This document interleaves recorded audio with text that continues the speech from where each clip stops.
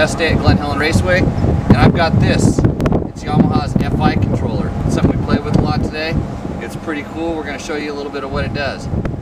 So with this little device, it only takes a few seconds to change maps. You can change fuel curves and ignition curves. You don't need it to attach it to your computer. It's just kind of like a little plug and play. Any kid would be able to figure this out in about 30 seconds because it only took me 20 minutes. And Chris, so what'd you think of what you could do with the bike today? It worked really great.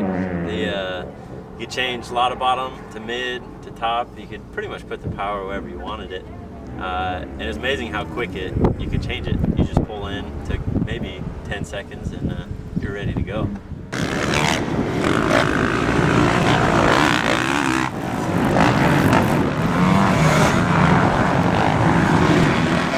It's really simple to use. There's just a couple different maps, and I know it's hard to see on video, but there's essentially a power key and then a select key, and then you can kind of change the different things. It's almost like a big iPod.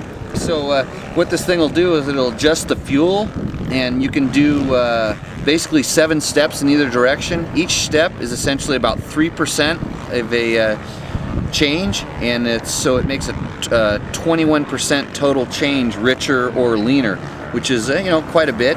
And then the ignition also has 14 steps, and you can go 9 degrees of retard, and you can go 4 degrees of advance, and each step is essentially 1 degree of ignition timing.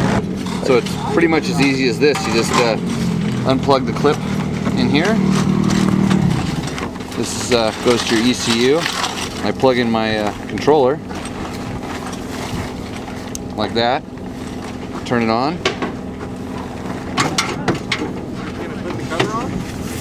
Boots up, and there's a whole bunch of stuff you can do, but you go into setting, you go to send, and I decide I want to put map, whatever map I want to put in there. I'm going to go ahead and put it back to stock right now because we have a modified map in there. So I select that, and it says you want to send it to the ECU. You hit OK. That means it's done. Hit OK. I turn it off. It says have a good ride, and then I unplug this, put this back in its holder. I'm ready to go. And one of the biggest advantages of this system is that you don't have to get your fingers dirty. You never have to drip gasoline on yourself. It's plug and play, and it's pretty stinking simple. When a change like this used to take upwards of an hour on a 4-stroke. So now you don't have to worry about burning your fingers or trying to figure out how to get the carb out of the frame, all that stuff. Okay, so I have actually found some things that I don't like about the Yamaha. They're pretty picky though. The first thing is the axle blocks. On one of them, the marks are on the side, and the other one, they're on the kind of the bottom, and so it makes it difficult to actually adjust your chain and make sure the alignment is perfect.